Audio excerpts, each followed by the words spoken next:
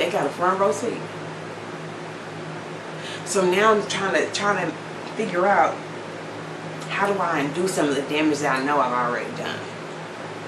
How do I keep my daughter from being a little promiscuous hoe in the future? And even if not, from the degradation that you feel when you date somebody who is bad for you. I'm trying to figure out, how do I keep her from making those mistakes, but at the same time, I'm trying to figure out, how do I protect my son? Because, you know, for boys it's different. For boys it's okay for them to go out and, you know, be hoes and go. But at the same time, I'm now thinking like,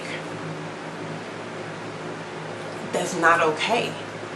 Because I don't want to teach my son the lesson that, well, his actions are excusable because he's just a boy. You know what I mean? Boys do that. Because I know then that my son will be leaving some of the same scars that I'm trying to heal from now on somebody else's daughter. And I don't want him to be that guy. But I also don't want him to be that guy that's a chump and a punk and whose girlfriend runs all over him, cheats on him, does all kind of ignorant shit, and he just stays and takes it because I've taught him to be a nice guy. Like, finding the balance in that is so fucking difficult. Like, every day I'm trying to figure out, is my actions today fucking up my kids for tomorrow?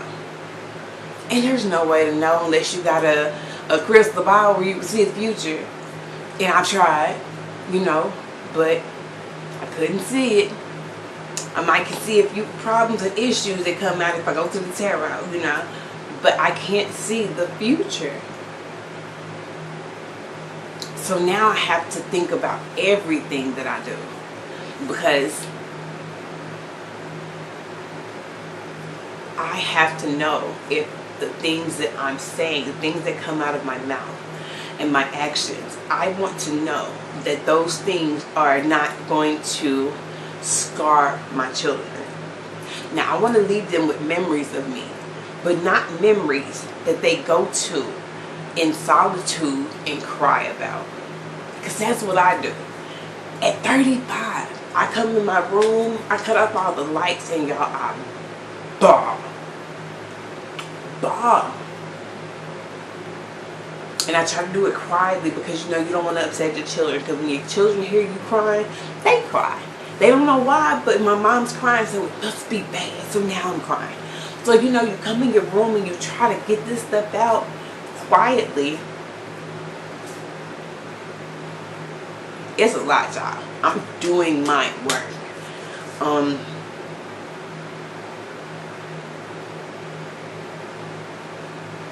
But I'm hopeful. I'm hopeful that once completed, the man that I'm supposed to be with,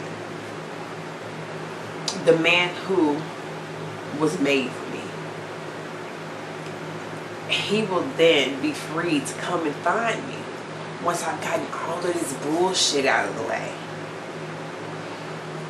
Now, I don't know who he is.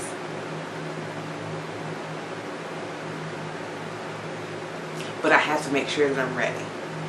And I have to do it now because 35 is closer to the grave than it is to the crib. You know, when I was young, I used to shave my coochie because Mama said, but nobody want to eat no hair. So I was shaving it on up because then I love to be munched on. Child, now I'm shaving because I don't like seeing the grays in my coochie hair. You hear me? Like, now I keep a bald fade because I don't want to see the grays in that motherfucker. That's how I know I'm getting older. And I have to resolve these issues now, or else I'm going to spend the rest of my days, and I don't feel that I have too many more. I'm going to spend them alone. And I don't want to spend them alone and bitter. That's not for me. I'm doing my work, like I am to say. And all you little niggas out there that want to try to come for the broken chick. Oh yeah, I know I can go over there and lay up and cool up and everything. She broke, but she not gonna go. Not in my house. Like JoAnna say. Not in my house, motherfucker. Ain't no more of that going on here. Because now I know what to look for. Yeah. I see you motherfuckers coming a mile away. Damaged. Weakened. I see you. And now that I'm doing my work, I know how to avoid you. So I am doing that. Like the Matrix. I'm dodging these niggas like dodge balls. Nope, not me.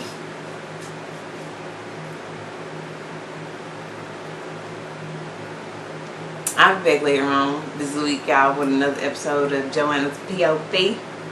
Another original piece written by me. And let's see the kind of progress that I made since then. I'm continuing to do my work though.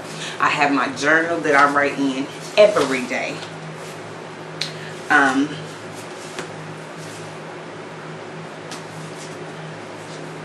You know, I write poetry and notes and things like that on my phone all the time. You know, if I'm somewhere where I can't write, you know, I pick up my phone and I start to go through it and you know, whatever I'm thinking, whatever I'm feeling, I just let it pour out of me, because, you know, leaving that stuff inside adds to the decay and the infection of hurt. So I try to get it out of me, get it out of my mind, put it on paper, you know, put it in my phone, in my notes or whatever, so that I'm not stuck walking around with those feelings just in me all day. So I have a lot more things to discuss with you guys and to give you my point of view on. But I want to hear from y'all. Like, what kind of work are y'all doing? Self-work, self-care, to become better people and become the kind of people that you want to be. Y'all hit up the comments. Let me know. I'm really interested. And any other comments y'all have about today's subject, I would like to hear about too. And until next time, y'all take care of each other, love each other, and love your goddamn self. This is JoAnna's point of view. I'll see y'all later.